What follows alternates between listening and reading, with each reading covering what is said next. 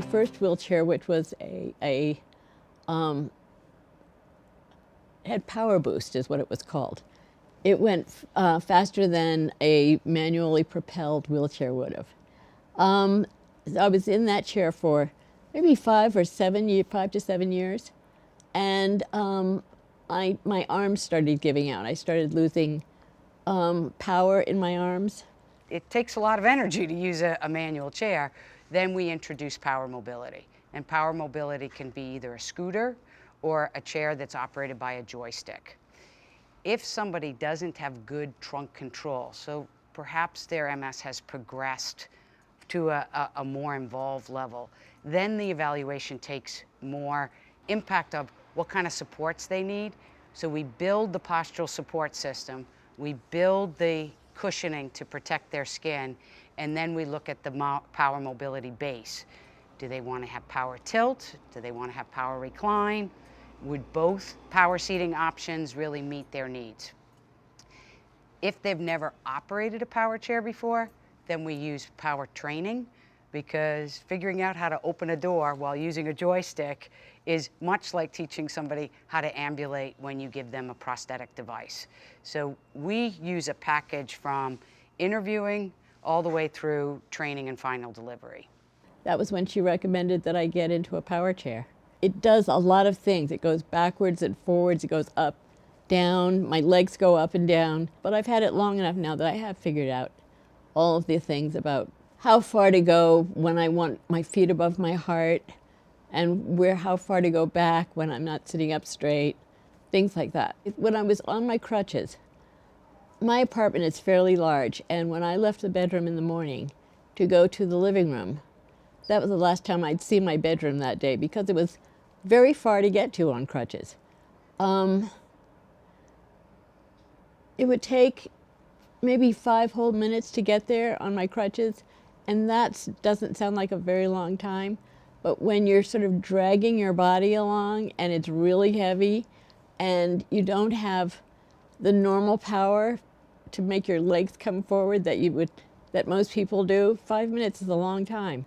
And then once I got into my little wheelchair, even that first one I had, the little $50 wheelchair, it basically opened up my whole apartment to me again, because I could go back to the bedroom in no time and get something that I had left there by accident and come back to the living room and maybe go back and watch TV back there if somebody else was watching TV in the living room and I didn't want to watch that program. So it really gave me my apartment back, and that was a really nice thing.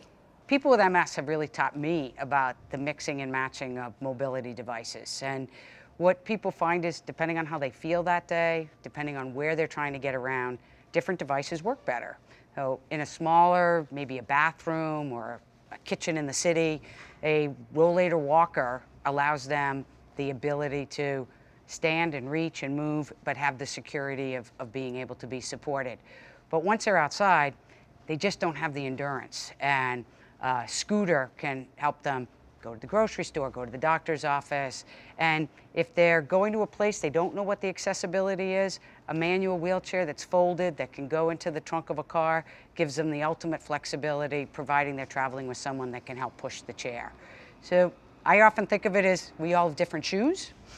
Folks with MS use different devices depending on what activities they want to be engaged in. When I got my first wheelchair, it gave me my independence back.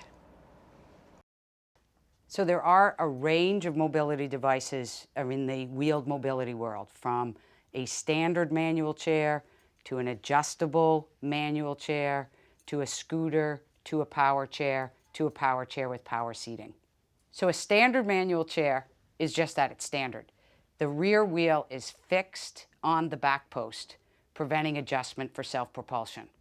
Its advantage is it folds and can be easily put in the trunk of a car. For somebody who has the upper extremity strength and endurance to self-propel, an adjustable manual chair is essential to move the rear wheel as far forward to make self-propulsion as easy as possible. When self-propelling a manual chair isn't feasible, we move to power mobility.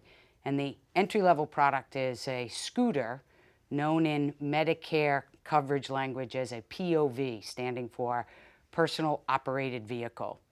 A scooter is a three-wheel device. You need both your upper extremities to steer and control the speed with your fingers.